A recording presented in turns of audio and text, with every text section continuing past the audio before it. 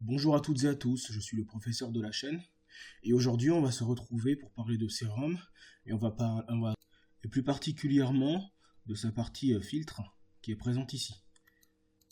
Donc tout d'abord dans le chapitre précédent on a appris à utiliser une table d'onde, à gérer une table d'onde, à la générer aussi et à créer un crossfade dessus pour que ce soit parfaitement fluide. Donc imaginons que j'ai ma table d'onde ici qui est déjà créée, ou une table d'onde préenregistrée dans Serum. Ensuite, ce qu'il faut faire, c'est le faire passer dans un filtre. Donc,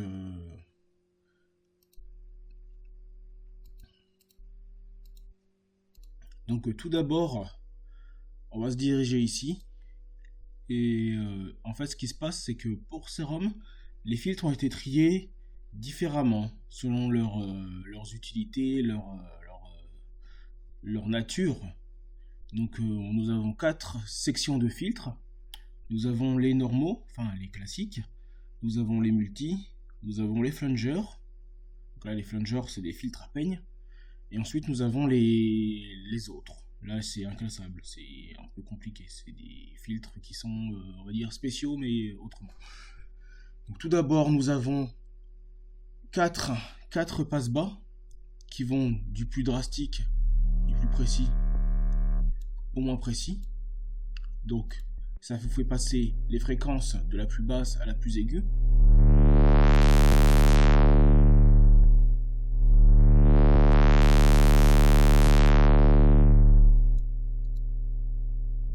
Donc, nous avons plusieurs niveaux. Nous avons le 6, qui est le moins drastique. Nous avons le 12 un peu plus drastique, le 18 et le 24. Le 24, c'est vraiment si vous voulez couper entièrement les fréquences. Genre, même tellement de la plus basse, inaudible, à la plus aiguë.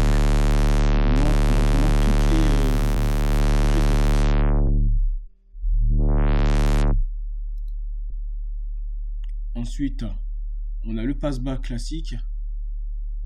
Ensuite, on a le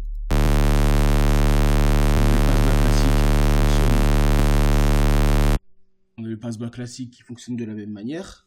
Ensuite, on a le haut passe, qui est le contraire, qui va aller de la fréquence la plus aiguë pour aller à la plus basse.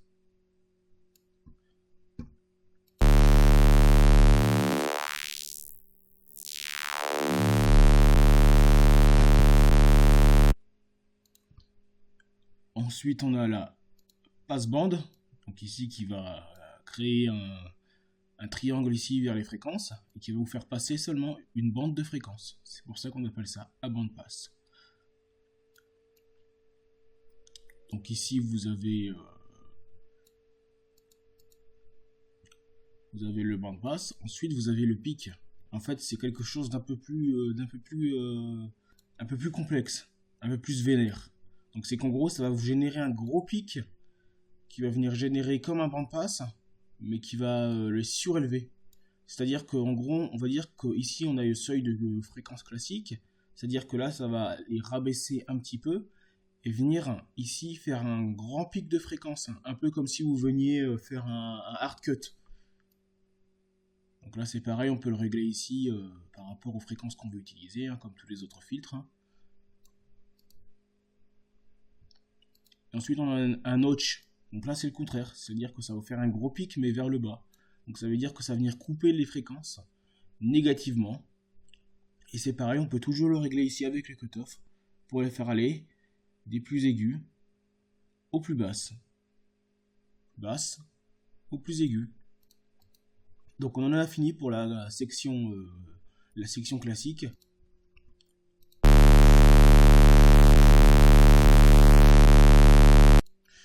Donc ici on va attaquer la section multi. Donc là on a deux filtres différents, donc toujours la même façon de procéder. Et ici on a trois filtres différents. Je vais commencer par la partie avec deux filtres. Ici on a deux filtres.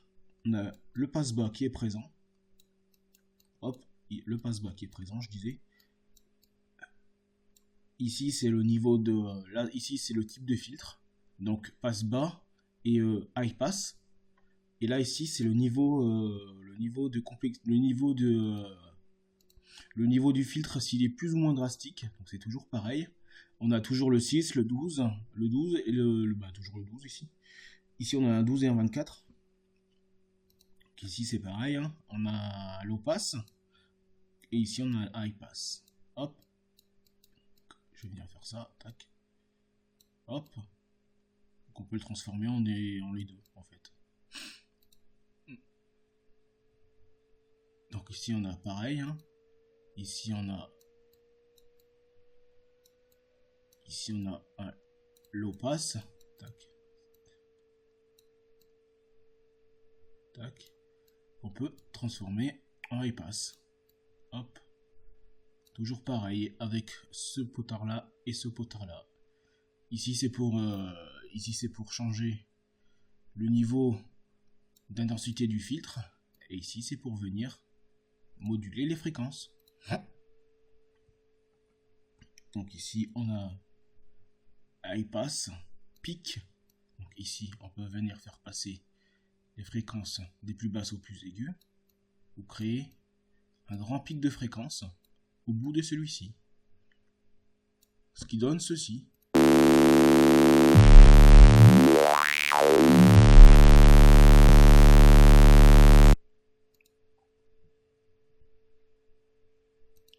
Ensuite, on a bande passe, pic.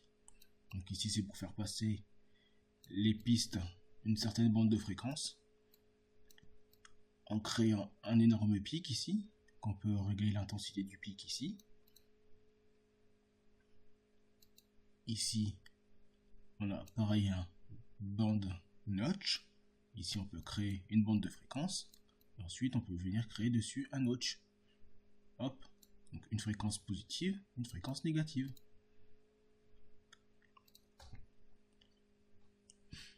Ensuite, on a un double pic ici. Donc on peut régler l'intensité du pic ici, l'intensité du deuxième pic. Et ensuite, on peut venir les moduler comme on veut. Donc ici.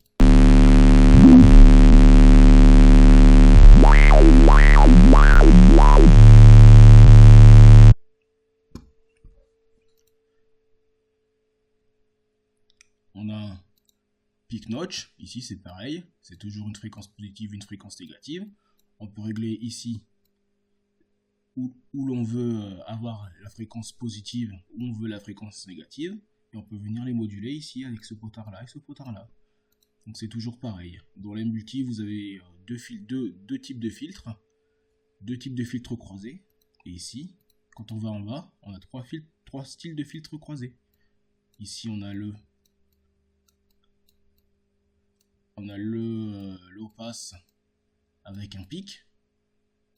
Ici on peut venir moduler le type de filtre que l'on veut. Ici c'est pareil, on a un autre style de filtre. On peut venir pareil moduler le type de filtre que l'on veut. Donc là c'en est fini pour la partie des filtres. Ici je vais vous montrer comment les moduler et comment utiliser les filtres. Donc, ce qu'on peut faire, c'est par exemple prendre cette forme, pour prendre cette table d'onde.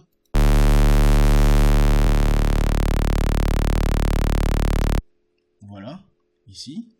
On peut multiplier le nombre d'unissons. Donc, en gros, créer une petite chorale de la même table d'onde, mais légèrement décalée par rapport à son pitch, par rapport à sa fréquence initiale. Donc ici j'ai créé une chorale de, on va dire, de 5 fois ma table d'onde, légèrement décalées les uns des autres.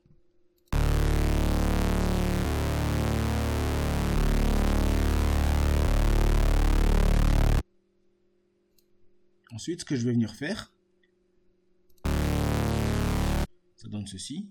Ce que je vais venir faire ici, c'est prendre justement un de mes filtres. Donc ici, le high pass notch. Ici, je vais venir moduler cette partie ici, lui dire de se décaler d'ici à ici. Ma deuxième partie, je vais lui dire de presque rencontrer la deuxième partie. Et voilà ce que ça donne si je le règle si je règle le tempo à une demi-barre, ça donne ceci.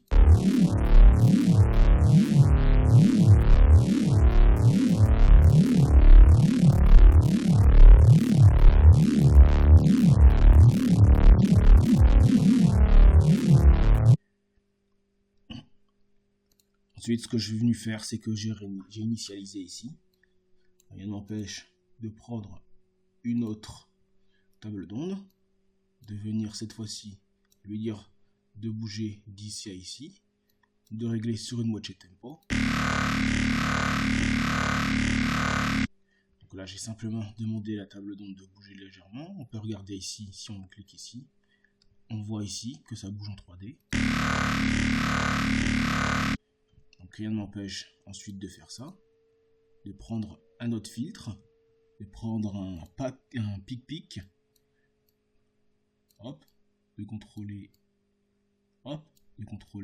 mon deuxième pic, de lui dire de faire pareil, d'aller d'ici à ici, et de lui dire de faire pareil.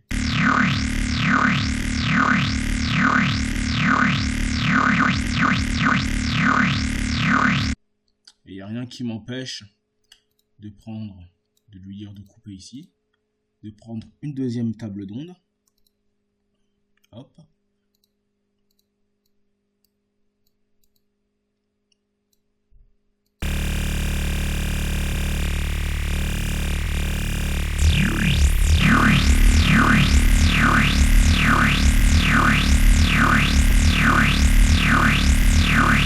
de venir ici et de les faire passer dans le filtre ici. Donc voilà. Ensuite, rien ne m'empêche d'aller ici, d'initialiser toujours, de prendre une autre table d'onde, hop, je vais ici, d'aller ici.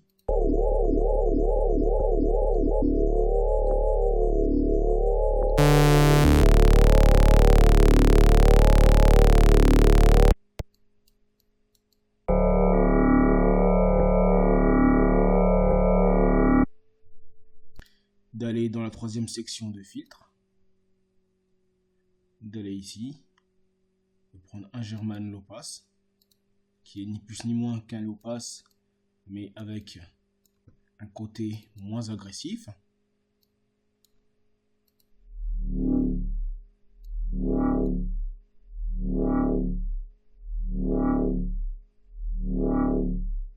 Je lui ai demandé de jouer comme ça.